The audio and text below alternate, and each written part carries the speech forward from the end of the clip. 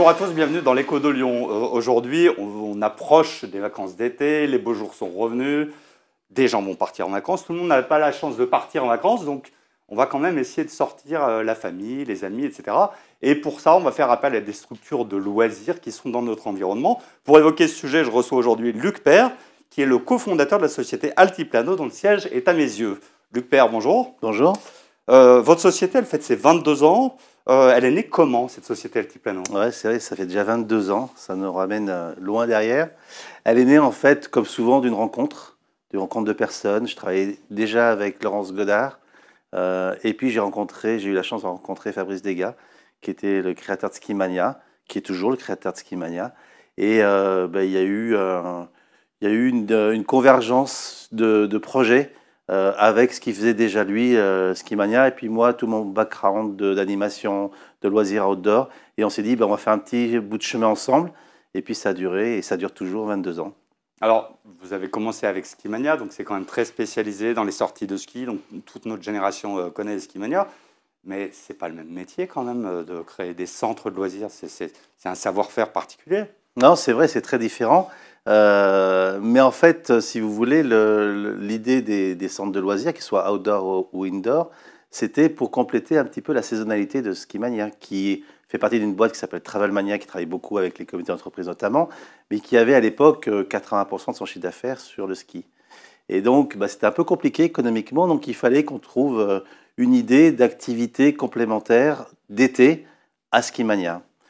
Et à l'époque, donc je vous remets dans le contexte, c'était les fins des années 90, début des 2000, c'était l'explosion des parcs aventures en milieu naturel, touristique et montagnard, notamment les Hautes-Alpes, la Savoie, les Hauts-de-Savoie. Et puis on se baladait au bord du quai de Saône avec Fabrice, et puis en face de nous, on voit la Sarah, et on s'est dit, mais pourquoi, alors qu'on a amené les Lyonnais à la montagne, pourquoi on n'amènerait pas la montagne aux Lyonnais en s'implantant et en implantant le premier parc aventure en milieu urbain et dans la deuxième ville de France. Et donc, on a proposé cette activité-là aux gens qui étaient en place à la ville de Lyon à l'époque et qui ont accueilli avec vraiment un vrai enthousiasme ce projet-là. Et donc, ils ont permis de nous implanter sur la ville de Lyon. Voilà, et puis après, il y a plein de choses qui se sont nées derrière, puisque...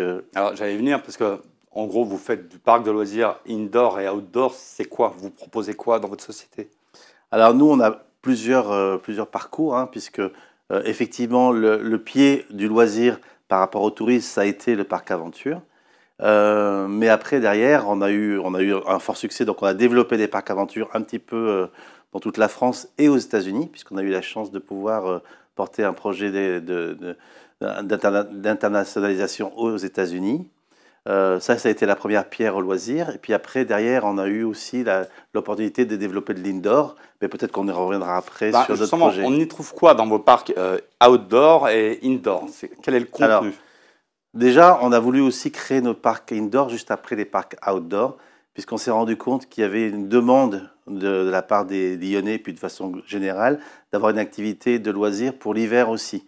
Donc, une fois qu'on avait fait l'été en ville, on s'est dit qu'est-ce qu'on va faire pour l'hiver sur la région lyonnaise. Et donc, on a créé nos indoors. Donc, l'outdoor, c'est beaucoup des parcs acrobranches, c'est ce qu'on appelle les acrobranches, même si on a des activités complémentaires, comme sur Lyon, l'Explore Game, qui est un jeu d'aventure interactive avec des tablettes pour les plus jeunes et puis pour les familles, jusqu'au laser sur Amnéville ou d'autres parcs. Donc, on a développé nos parcs acrobranches sur des parcs multi-loisirs. Et puis après, on a fait les indoors, où là, on a plus de 15 activités différentes sur les indoors. Puisque quand nous est arrivé en France, on a apporté l'activité trampoline qui n'existait pas. Et plutôt que de faire une activité, un parc de loisirs mono-activité, on a fait un parc de loisirs multi-activité. Et tout de suite, alors que c'était pas du tout l'air du temps à l'époque de faire des multi-activités, on a développé un parc où il y avait du trampoline, de la réalité virtuelle, on était le deuxième parc en France de réalité virtuelle, du laser game, etc. Et puis maintenant, c'est 15 activités différentes. On va du bowling jusqu'au trampoline, en passant par des activités beaucoup plus originales, comme le blind test. On a des salles de blind test, on a des salles de karaoké, on a des escape games, et surtout on a des Action Game, qui sont des nouvelles activités qui sont à la mode. C'est un peu comme un grand jeu d'aventure sur France 2 qui se passe dans un fort. Donc vous avez différentes salles et vous allez faire des énigmes et vous allez prendre des points, des épreuves et vous allez prendre des points pour être le meilleur dans le parcours. Donc on en a un à Dessines, sur Exalto Dessines, qui s'appelle Prison Island, et tout nouveau qui a ouvert en décembre à Villeurbanne, qui s'appelle Gameside. Alors, vous avez une structure à Dardilly également, c'est ça? Oui. Dans la métropole, vous avez combien de structures Alors, en tout? dans la métropole proche, on a 5 structures. On a 4 structures, pardon, un parc aventure à Bron, puisque pareil, on a eu la chance de rencontrer le maire de Bron qui nous a fait confiance. Et donc, on a ouvert un parc aventure à Bron, dans le fort de Bron, en mai 2024, donc c'est tout récent. Et c'est vrai que les Brondillons nous ont accueilli les bras ouverts et ça fonctionne très très bien. Et puis on a 3 Exalto. Exalto à Dardilly, à côté du Castorama. Exalto Villeurbanne sur les Puys du Canal. Et Exalto Dessines sur le parc Ouelle-Vallée. Et Altiplano, aujourd'hui, ça représente quoi en chiffres? Combien de structures dans le monde? Combien de salariés? Est-ce que vous êtes capable de me dire combien d'entrées aussi à l'année? Je ne sais pas si vous avez des données chiffrées de ce type. Oui, on a des chiffrés qui donnent un peu le vertige quand même, parce que c'est assez impressionnant. Donc nous, on est une centaine de salariés en France, alors que ce soit des CDI ou des saisonniers. On a donc 4 structures en France, 4 structures pardon, sur la région lyonnaise. On a une à Amnéville, on en a 4 aux États-Unis, ce qui fait déjà un nombre de personnel important. C'est 12 millions de chiffre d'affaires. C'est plus de 15 activités différentes. Voilà ce que je peux vous dire en termes de chiffres. Un nombre d'entrées à l'année? Alors, un nombre d'entrées compliqué comme question. Non, on dépasse les 300 000 entrées sur l'ensemble de nos parcs. Donc ça fait beaucoup de monde. Vous avez évoqué tout à l'heure le fait d'être présent aux États-Unis. Comment une structure de mes yeux qui crée des structures françaises débarque aux États-Unis? Parce que c'est quand même particulier d'aller investir ce champ-là. Qu'est-ce qui vous a donné envie? C'était une opportunité? C'était une envie? Alors c'est les deux, c'est l'envie et l'opportunité. C'est-à-dire que l'activité Acrobranche est une activité franco-française qui a été inventée par des Français qui se sont développés dans un premier temps dans les Hautes-Alpes et plus particulièrement à Briançon et qui a connu un fort développement puisque maintenant on a à peu près 700 parcs aventure en France et plus de 4000 en Europe.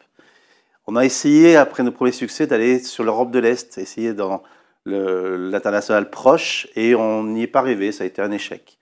Et puis, il y avait une entité sur Lyon qui s'appelait Les Rails, qui était l'entreprise Rhône-Alpes Internationale, qui accompagnait les chefs d'entreprise dans un développement à l'étranger. Et il se trouve que Les Rails a un de ses bureaux à Atlanta, Atlanta est une ville-forêt. Donc du coup, c'était assez facile finalement d'aller titiller un petit peu les Américains sur leur terrain, du loisir et de l'entertainment, et d'aller proposer une activité qu'ils ne connaissaient pas. Donc ça, en tant que chef d'entreprise, ça titille toujours un petit peu. Et on a tenté l'aventure, donc on a envoyé une personne sur place. Et en fait, en 9 mois, on a ouvert notre premier parc. Voilà. Et après, l'histoire s'est faite toute seule. D'accord, et ça fonctionne bien aux États-Unis. Et ça a été très difficile au départ, parce qu'on s'est cru les meilleurs, pensant qu'on était capable de communiquer, de faire connaître, etc. Mais c'est très compliqué de faire connaître une activité qui existe déjà et que les gens connaissent, et de faire découvrir une activité que les gens ne connaissent pas. Et donc, tant qu'on n'a pas mis les gens dans les arbres, les gens ne comprenaient pas ce que c'était que l'activité. Donc, on a eu toute une phase de ce qu'on appelle une learning curve, c'est-à-dire qu'on a appris en marchant, et ça a mis un peu plus de temps qu'en France. Mais maintenant que les gens connaissent, ils adorent, parce que c'est un contre-pied par rapport aux loisirs qu'ils peuvent avoir, eux, une activité hyper encadrée, hyper sécurisée, où là, on leur donne la chance de l'autonomie de leur activité. Donc, ça leur plaît forcément. Finalement, vous avez lâché, entre guillemets, cédé la branche ski. Pourquoi vous ne l'avez pas conservé, puisque c'était complémentaire? Alors, pour comprendre un petit peu tout ça, toute l'exploitation nous a amené à autre chose.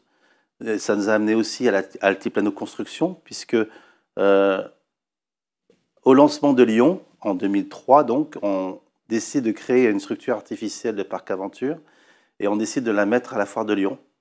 Et là, on a un succès fou. Et on s'est dit, mais pourquoi on ne créerait pas des structures artificielles pour aller dans des endroits où on ne trouve pas de parc aventure, notamment dans les centres commerciaux ou autres. Donc on a industrialisé ça et puis on a fait les premières structures autoportées. Et là, on en a vendu dans le monde entier, où toutes les structures événementielles ont voulu avoir leur structure artificielle pour pouvoir communiquer sur différentes zones. Et donc, on a développé toute une gamme de produits, du high, c'est-à-dire du 8-10 mètres de haut, jusqu'au kids à ras le sol. Et ensuite, on a découvert les trampolines park, puisqu'on était un des premiers à le faire en France, on a été précurseurs là-dessus. Mais à l'époque, il n'y avait pas de constructeur de trampoline park en France. Donc, on s'est inventé constructeur de trampoline park, puis de ninja, puis de murs d'escalade ludique. Et donc, on a créé un univers du loisir indoor où on l'a proposé à d'autres porteurs de projets d'ouvrir leur salle de multi-loisirs. D'accord, Voilà. donc vous n'êtes pas seulement gestionnaire de centre de loisirs, non. Vous fournissez du matériel et vous accompagnez des gens. C'est ça. Et en plus, avec ça, avec cette vitrine-là, beaucoup de gens sont venus nous voir, notamment les foncières de centres commerciaux, les collectivités, en disant « mais nous, on a besoin de faire revivre nos centres, soit de centre-ville, soit de centres commerciaux, comment on peut faire ?» Et donc, on les a accompagnés, ces gens-là, à monter des projets de centres de loisirs, multiplex de loisirs, dont le plus connu sur Lyon, c'est le parc Well Valley, où on a tenu le crayon avec Vinci pour créer ce 23 mm de loisirs, temple du loisir et de la restauration, qui marche du feu de Dieu depuis maintenant 3 ans que ça a été ouvert. Donc finalement, ça vous crée quelque part une concurrence à vous-même, non? Oui et non, parce qu'en fait, on est toujours porteur de projet et à un moment donné, on est là pour conseiller. Donc on conseille la meilleure implantation pour le lieu et la meilleure activité, puisque nous sommes intermédiaires, interface entre les exploitants et les collectivités ou les centres commerciaux. Donc on est capable de trouver des gens pour équilibrer un peu le marché du loisir sur la zone concernée. Alors vous le disiez, vous gériez à l'époque un accrobranche sur la piste de la Sarraz. La ville de Lyon n'a pas souhaité reconduire finalement d'accrobranche sur la piste de la Sarraz pour remplacer. En tout cas, vous avez switché. Vous venez d'ouvrir une structure à Bron, dans le fort de Bron. Pouvez nous la décrire, cette structure? Quel type de parcours? En combien de temps ça se fait? Je crois qu'il y a plusieurs niveaux. Je vous avoue que je ne suis pas maître dans l'art de monter dans les arbres. Mais... Encore une fois, ce projet de Bron, c'est un projet de rencontre de personnes. Et moi, j'ai été assez séduit par le lieu de Bron, parce qu'il est complètement atypique et décalé. C'est-à-dire qu'on a installé un parc accrobranche dans un fort militaire, qui est donc super protégé. Donc on est à l'abri du bruit, du tumulte, etc., en étant en plein centre-ville de l'agglomération. Et donc j'ai proposé ce projet au maire de Bron, qui l'a accueilli avec enthousiasme.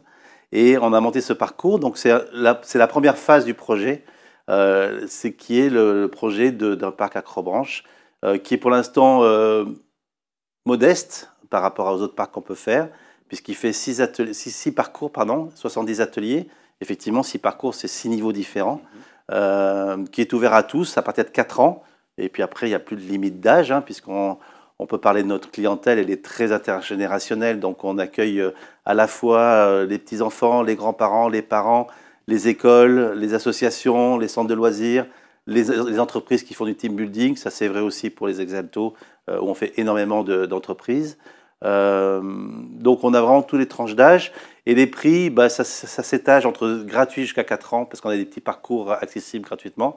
Et à partir de 4 ans, c'est 13 € jusqu'à 26 € pour les adultes en prix public. Mais bien entendu, on a beaucoup de prix associations qui permettent au plus grand nombre de venir faire du loisir à l'extérieur et sortir nos enfants de leurs tablettes et puis de leurs écrans. Et alors, quand on fait de l'accrobranche, j'imagine qu'on regarde la météo toute la journée. Avec le temps pourri, on peut dire pourri, qu'on a eu en début d'année, ça a eu un gros impact sur votre clientèle ou les gens viennent quand même? Alors, les gens viennent un peu, beaucoup moins, évidemment. C'est le vrai sujet du loisir, qu'il soit indoor ou outdoor. Le sujet, c'est comme tout le monde, c'est le climat. Le climat se dérègle, le climat n'est plus le même qu'avant. Donc, créer des logiciels, c'est très, très compliqué. Avant, l'hiver, il faisait froid, il y avait de la neige ou du brouillard sur Lyon. L'été, il faisait beau. Là, maintenant, il fait très chaud l'été. Donc, même la partie Exalto, c'est compliqué. Et l'hiver, il n'y a plus d'hiver. Donc, c'est un peu compliqué. Donc, il faut qu'on recrée un logiciel différent, travailler différemment, sur des horaires différents. Il faut s'adapter. Donc, voilà. Donc, nous, on est en pleine adaptation, comme tout le monde, du climat. C'est bizarre de dire ça, mais c'est important parce que le loisir est touché de plein fouet par le changement du climat. Est-ce que quand on gère des structures de loisirs, on a des jours, des périodes dans l'année d'affluence en particulier où vous savez à l'avance, ce jour-là, on sait qu'on va être blindé? Ouais. Alors nous, déjà, on travaille à l'inverse de tout le monde. C'est qu'on travaille quand les gens ne travaillent pas, par rapport au grand public, puisque évidemment, les gens viennent quand ils ne travaillent pas. Donc on est ouvert tous les mercredis, week-ends, vacances scolaires, et tous les jours pour les groupes et les entreprises. la période de fort affluence, il y en a une, c'est le samedi après-midi, où là, on a, pour donner un exemple, sur Exalto Villeurbanne, on peut monter jusqu'à 28 anniversaires sur le samedi, par exemple. Donc, il y a une forte affluence le samedi, que ce soit en indoor ou en outdoor. Et puis, les vacances d'hiver pour les Exaltos et les vacances d'été pour les France Aventure. En matière d'outdoor, vous travaillez sur des terrains qui sont souvent protégés. Ça doit être difficile, ça nécessite des connaissances particulières. Vous travaillez avec les arbres. Quelles sont les règles? J'imagine que les règles sont draconiennes quand vous allez poser vos installations au milieu d'arbres peut-être qui sont anciens, de forêts protégées. Ça se passe comment? Et puis vous, est-ce que c'était votre culture?